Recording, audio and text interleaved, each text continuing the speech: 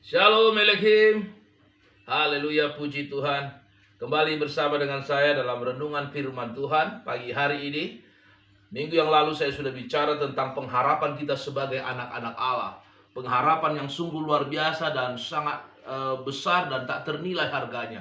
Seumpama kita diberikan sesuatu pekerjaan, lakukan ini seperti ini dan sebagainya, dan kita akan mendapatkan uang sejumlah 5 triliun, emas permata dan tanah yang luas. Tentu kita akan berani menyeberang pulau sekalipun, mengorbankan apapun yang kita bisa korbankan demi mendapatkan sesuatu pengharapan yang besar itu. Seandainya pengharapan itu hanya sekitar 20.000 saja, mungkin tidak begitu semangat bergairah kita untuk melakukannya. Tetapi pengharapan kita dalam Kristus sungguh besar. Yang pertama, setelah kematian kita akan dibangkitkan sebagaimana Yesus dibangkitkan. Dan kalaupun kita belum sempat mati, kita akan terangkat bersama-sama Tuhan di awan-awan. Dan kemudian kita akan bersama dengan Tuhan di dalam Firdaus, di mana bagian daripada surga, ya. Nah, kemudian kita akan mengalami kerajaan 1000 tahun bersama Yesus, memerintah bersama Dia. Lalu ada pengadilan tahta putih, di mana pembagian pahala, mahkota. Dan setelah itu kita akan masuk dalam langit dan bumi yang baru, bumi yang ditransformasi, kemudian ditata ulang, dan kita tinggal kekal selamanya di sana. Haleluya, haleluya. Itu pengharapan kita. Itulah sebabnya pengharapan itu sungguh besar, dan tetaplah kita ada setia, ada tetap di dalam Kristus. Pagi ini mari kita buka Alkitab kita dalam Kolose 2 ayat 6-15. Saya akan bacakan dalam Kolose 2 ayat 6-15. Kepenuhan hidup dalam Kristus. Ayat 6. Kamu telah menerima Kristus Yesus Tuhan kita, karena itu hendaklah hidupmu tetap di dalam Dia. Hendaklah kamu berakar di dalam Dia dan dibangun di atas Dia. Hendaklah kamu bertambah teguh dalam iman yang telah diajarkan kepadamu, dan hendaklah hatimu melimpah dengan syukur. Hati-hatilah supaya jangan ada yang menawan kamu dengan filsafatnya yang kosong dan palsu menurut ajaran turun-temurun dan roh-roh dunia, tetapi tidak menurut Kristus. Sebab dalam Dialah berdiam secara jasmania seluruh kepenuhan kealahan. Dan kamu telah dipenuhi di dalam Dia. Dialah kepala semua pemerintah dan penguasa. Dalam Dia kamu telah disunat, dan bukan dengan sunat yang dilakukan oleh manusia, tetapi dengan sunat Kristus yang terdiri dari penanggalan akan tubuh yang berdosa. Karena dengan Dia kamu dikuburkan dalam baptisan, dan di dalam Dia kamu turut dibangkitkan juga oleh kepercayaanmu kepada kerja kuasa Allah yang telah membangkitkan Dia dari antara orang mati. Kamu juga meskipun dahulu mati oleh pelanggaranmu dan oleh karena tidak disunat secara lahiriah, telah dihidupkan Allah bersama-sama dengan Dia sesudah Ia mengampuni segala pelanggaran kita, dengan mengharapkan surat hutang, dengan menghapuskan surat hutang yang oleh ketentuan-ketentuan hukum mendakwa dan mengancam kita. Dari itu Dia tiadakannya dengan memakukannya pada kayu salib. Dan Ia telah melucuti pemerintah-pemerintah dan penguasa-penguasa, dan menjadikan mereka tontonan umum dalam kemenangannya atas mereka. Haleluya. Dari pembacaan Kolose 2 ayat 6-15, saya kasih tema pada pagi hari ini, sikap orang yang berpengharapan dalam Kristus. Sikap orang yang berpengharapan dalam Kristus. Saudara, ayat ini ditulis Paulus ketika dia ada di penjara. Paulus menulis surat kepada seorang pemimpin gereja yang ada di Efesus, namanya Epafras. Epafras pernah mengunjungi Rasul Paulus, mengeluhkan persoalan-persoalan yang dihadapi di dalam pelayanan di Efesus. Di antaranya adanya ajaran-ajaran sesat, adanya ajaran-ajaran palsu yang beredar pada masa itu. Sebagai anak rohani, Epafras datang kepada Rasul Paulus.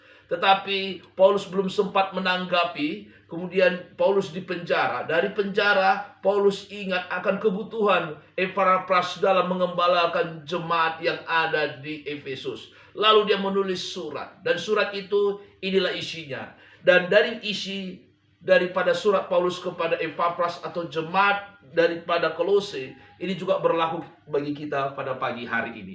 Yang pertama kita dapati ada beberapa hal ajakan Rasul Paulus kepada kita sebagai pengikut Kristus yang berpengharapan kepadanya. Yang pertama catat, tetaplah hidupmu dalam Kristus. Di ayat yang ke-6 berkata dalam Kolose pasal 2, kamu telah menerima Kristus Yesus Tuhan kita. Kamu sudah terima. Ya, apalagi yang kurang dalam hidupmu? Paulus tekankan, tetaplah hidupmu ada dalam Kristus. Artinya apa? Jangan bergeser dalam Kristus. Ya, jangan beralih dari Kristus. Jangan beralih daripada ajaran-ajaran yang disampaikan oleh hamba-hamba Tuhan kepada Paulus, kepada Epafras kepada jemaat yang ada di Efesus. Dan Paulus sendiri mendapatkan itu langsung daripada Tuhan Yesus Kristus. Walaupun dia bukan 12 murid yang mengikut dia selama 3,5 tahun. Tapi perjumpaan Paulus dengan Yesus secara langsung itu cukup baginya. Dan pengalamannya ketika dia belajar sebagai ahli Taurat, ya, dia belajar dan Tuhan pakai dia. Jadi jangan diragukan lagi, kata Paulus, ya, ditekankan supaya tetaplah hidupmu dalam Kristus. Demikian juga kita, kurang apa hal-hal yang kita terima daripada pemimpin rohani kita tentang kebenaran dalam Kristus. Jangan pernah beralih lagi dalam hidup kita dalam Kristus. Baik itu karena pekerjaan, karena jodoh, dan hal-hal yang lain. Yang kedua, ya, yang pertama tadi tetaplah hidupmu dalam Kristus. Itu terdapat di ayat yang ke-6. Yang kedua, hendaklah kamu berakar di dalam Dia. Ya, iman kita harus semakin kuat. Saya ingat waktu saya ada di sekitar Gunung Sibayak di Tanah Karo, Sumatera Utara. Saya suka mendaki. Ada gunung yang sudah tidak aktif lagi. Kami mendaki berjam-jam naik dan turun. Dan di bawah itu ada air, mata air panas. Dan ketika perjalanan beberapa jam mendaki gunung tersebut, saya tertarik dengan beberapa pohon yang ingin saya ambil. Ya, sekarang kan zaman orang suka kembang segala macam, lihat apa, mampir ke rumah teman minta kembang dan sebagainya. Ya toh? Bahkan orang berani membeli banyak uang dana untuk membeli kembang-kembang, bunga-bunga. Jadi saya coba ada seperti pohon yang tinus yang kecil, bagus sekali. Saya coba tarik untuk saya akan bawa ke kota Medan. Tapi setengah mati saya menariknya. Saya ajak teman saya, tidak bisa juga. Nah, diambil kesimpulan bahwa pohon yang ditanam di gunung, di perbukitan itu akarnya cukup kuat.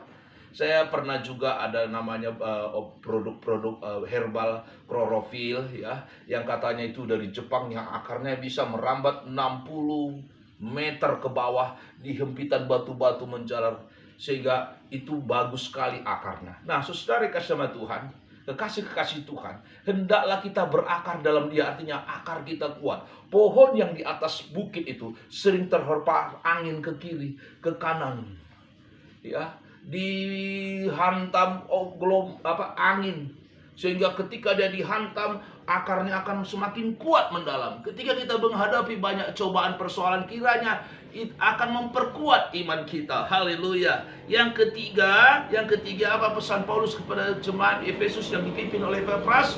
Yang ketiga, hendaklah kamu dibangun di atas Dia. Saudara, perlu kita dibangun dalam blueprintnya Tuhan, ya, blueprintnya Tuhan. Kita dibangun dalam pola Tuhan. Gereja perlu dibangun dalam pola Tuhan. Ya, blueprintnya ada di Alkitab ini. Blueprintnya ada di daripada orang yang dianugerahkan kepada kita, pemimpin rohani kita, orang tua rohani kita, ya, yang mengutus kita, ya. Nah, jadi harus dibangun berdasarkan blueprintnya, berdasarkan pola yang sudah ada. Dan kalau itu dibangun tidak sesuai dengan pola, itu akan dirobohkan. Tapi bukan dirobohkan dan dibiarkan, dirobohkan, dihancurkan, dan dibangun kembali. Haleluya. Jadi hendaklah kamu dibangun di atas Dia. Siapa? Di dalam Tuhan Yesus, di dalam kebenaran. Hidupmu dibangun dalam Dia, pelayananmu dibangun dalam Dia, ya. Usaha, rumah tangga dibangun di dalam Dia. Nah, saudara, hendaklah kamu dibangun di atas Dia. Itu yang ketiga. Yang keempat, hendaklah kamu bertambah teguh dalam iman yang telah kuajarkan kepadamu. Itu di ayat yang ke-8. ya, atau yang ketujuh, ya, hendaklah kamu bertambah teguh dalam iman yang telah diajarkan. Semakin banyak kita mendapatkan pengajaran, semakin banyak kita mendapatkan kebenaran-kebenaran, itu membuat kita kuat, ya. Seperti tulang-tulang yang berserakan, tumbuh daging, kemudian kita bisa bergerak dan tidak membuat kita saja kuat, tapi keluarga kita, orang-orang kita yang kita bangun, orang-orang yang dianugerahkan kepada kita buat mereka menjadi kuat. Bahkan bangsa kita pun menjadi kuat, ya, semuanya menjadi kuat. Hendaklah kamu bertambah teguh dalam iman yang telah diajarkan. Tambah teguh, tambah kuat, tambah tidak tergoyahkan. Ingat, ada oknum-oknum yang akan menumbangkan kita. Dan kalau kita imbangi dengan kekuatan kepada Tuhan, maka orang-orang musuh-musuh kita akan kalah. Haleluya, haleluya. Yang kelima, hendaklah kamu melimpah dengan ucapan syukur. Mengucap syukurlah dalam segala hal, apapun situasi. Pastikan perkataan firman Tuhan ini, bahwa Allah turut bekerja dalam segala sesuatu untuk mendatangkan kebaikan bagi setiap kita yang mengasihi Dia. Mengucap syukurlah dalam segala hal. Kalau doamu dijawab oleh Tuhan, itu akan menambah, meneguhkan imanmu. Kalau doamu belum dijawab oleh Tuhan, itu menambah kesabaranmu. Sabar, sabar dalam susah dukamu. Sabar, Tuhan ada sertamu. Sabar, sabar, Tuhan beri kuat padamu. Sabar. Kalau doa kita belum dijawab oleh Tuhan, ingat, itu menambah kesabaran kita. Dan kalau doa kita mungkin sama sekali tidak dijawab oleh Tuhan, itu menambah ketergantungan kita kepada Tuhan. Dan ayat tadi berlaku, Allah turut bekerja dalam segala sesuatu untuk mendatangkan kebaikan. Jadi tetap berdoa.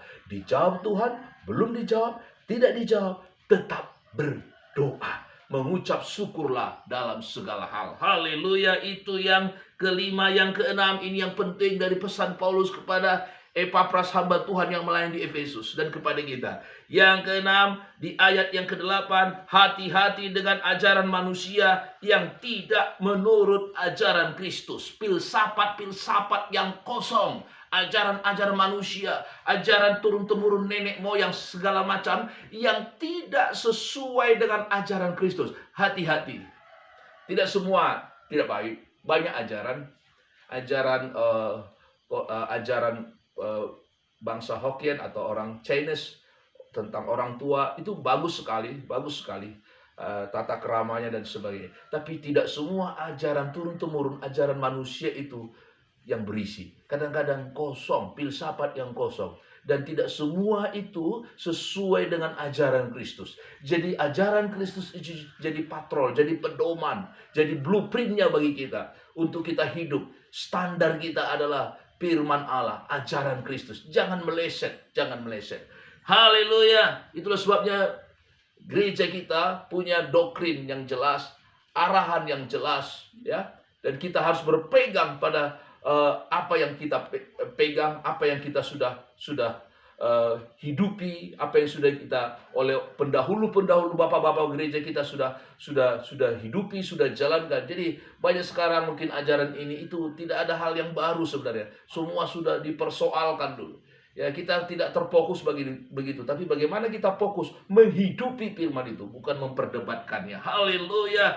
Yang ketujuh di ayat yang ke-10 kita lihat, ya, penuhlah selalu dengan Roh Kudus. Di ayat yang 10 dikatakan, ya, bahwa dan kamu telah dipenuhi oleh Dia,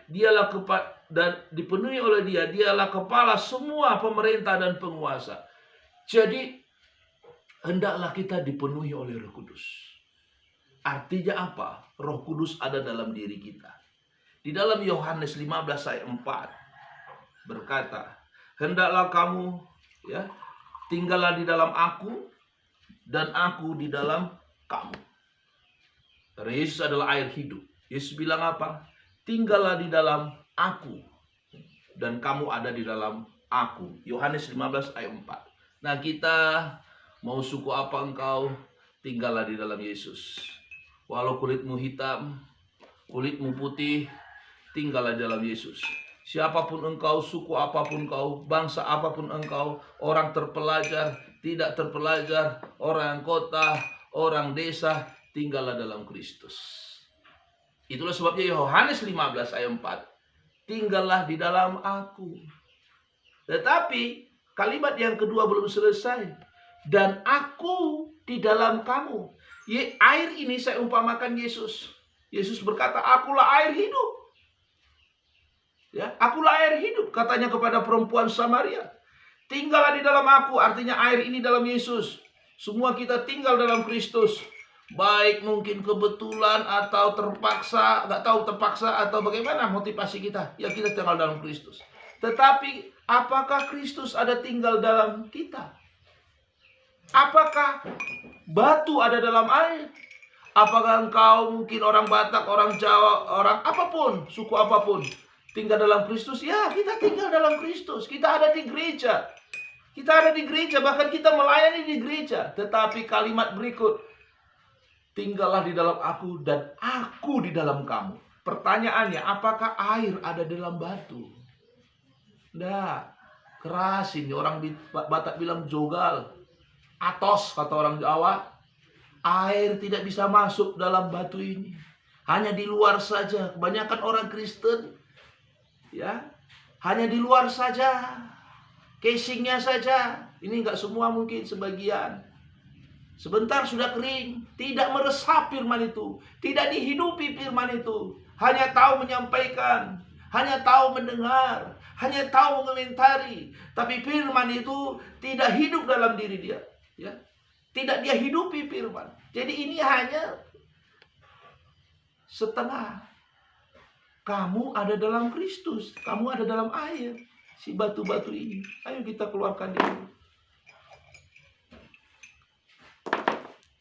Yohanes 15:4, tinggallah di dalam aku dan aku di dalam kamu. Kita lihat si kapas ini. Enggak ada orang Batak, enggak orang Jawa, enggak orang Sunda, enggak orang bangsa apapun. Dia putih. Kata putih itu netral. Dia tidak biru Demokrat, dia tidak kuning Golkar. Dia tidak merah PDIP. Dia putih, tapi bukan PKS juga. Artinya netral dia. Ya. Kecuali dia berpolitik, oke lah. Tapi artinya dia netral, tujuannya untuk kebaikan, membangun bangsa. Nah, hendaklah kamu di dalam aku, ya, di dalam air. Dan aku di dalam kamu. Apakah air ada di dalam kapas? Ya, firman itu ada dalam dirinya. Ya, firman itu ada masuk dalam dia. Dia hidupi firman. Sehingga dia bisa menyegarkan orang lain, membangun orang lain. Dan dia tidak puas terus untuk membangun orang lain. Dia perlu juga diisi. Dia perlu dibangun oleh sumber anugerah yang diberikan kepada dia. Dia perlu juga belajar. Dia perlu juga dimuridkan. Dimuridkan untuk memuridkan. Dibangun untuk membangun. Nah, inilah hendaklah kita penuh selalu dengan Roh Kudus. Haleluya. Yang ke-8, saya persingkat saja ya. Jangan lagi, masih ayat yang ke-11, jangan lagi hidup dalam dosa karena kita sudah disunat Kristus. Bukan sunat jasmaniah yang menanggalkan hal-hal yang najis. Tapi kita disunat Kristus. Sunat itu tanda kita pengikut Allah. Lalu baptisan itu tanda kita pengikut Kristus. Nah, sekarang kita sudah jadi pengikut Kristus, apalagi tanda kita sebagai orang percaya, yaitu karakter kita, buah-buah roh kita, ya, hidup kita yang jadi pola, hidup kita yang jadi berkat. Haleluya. Itulah tanda kita orang percaya. Penuh dengan roh, penuh dengan buah-buah roh. Bukan lagi hanya sunat secara lahiriah. Baptisan itu sebagai tanda pertobatan. Tapi hidup kita yang kita tampilkan di luar sana. Bukan hanya di dalam gereja, tapi di luar sana. Haleluya. Yang ke-9, yang terakhir, andalkan kuasa Tuhan dalam hidup kita. Ayat 15. Andalkan kuasa Tuhan. Ya, kemampuan kita terbatas. Maka andalkan kuasa Tuhan. Lakukan bagianmu. Dan Tuhan akan lakukan bagiannya. Andalkan Tuhan selalu di masa apapun. Sesulit apapun kehidupanmu. Andalkan Tuhan selalu. Mari kita berdoa. Ya Tuhan, kami bersyukur atas firman-Mu. Bagaimana Paulus ketika dia ada dalam penjara. Oh, dia masih menyempatkan membangun Epafras, dan Epafras kemudian membangun jemaat yang dilayani di Efesus menghadapi ajaran-ajaran palsu yang ada. Dia menguatkan. Tuhan, di zaman sekarang ini ada banyak sarana untuk kami membangun orang, untuk meneguhkan orang, baik lewat Facebook, lewat WA, atau media sosial. Oh Tuhan, kami bisa membangun keluarga kami. Kami bisa membangun orang-orang yang kami pimpin. Kami bisa membangun orang di sekitar kami. Tuhan, terima kasih buat berkat-Mu. Biarlah kami tetap ada dalam Kristus, dan Kristus ada dalam kami, sehingga kami menjadi berkat, menjadi garam dan terang dunia. Terima kasih ya Tuhan, kami bersyukur. Dan pada saat hari ini aku berdoa buat semua yang mendengar, biarlah dikuatkan dengan kebenaran ini. Mereka tidak hanya tahu, tapi kami bisa menghidupi firman Tuhan, melakukan firman Tuhan. Bukan orang yang bersuruh Tuhan, Tuhan akan masuk kepada kerajaan surga, tapi orang yang melakukannya. Kami percaya kami dimampukan Tuhan untuk melakukan kebenaran firman-Mu, dan kuasa Roh Kudus menyertai kami. Terima kasih buat pengharapan yang Kau berikan Tuhan. Lebih besar dari emas permata, lebih tinggi dari gunung, lebih luas dari samudra. Dan hal-hal yang luar biasa itu harus kami dapatkan juga dengan cara yang luar biasa. Engkau sudah berkorban luar biasa, dan kami juga akan memberikan hidup kami luar biasa. Terima kasih Bapa, kami bersyukur di dalam nama Tuhan Yesus kami berdoa. Haleluya. Tuhan memberkati kita. God bless you.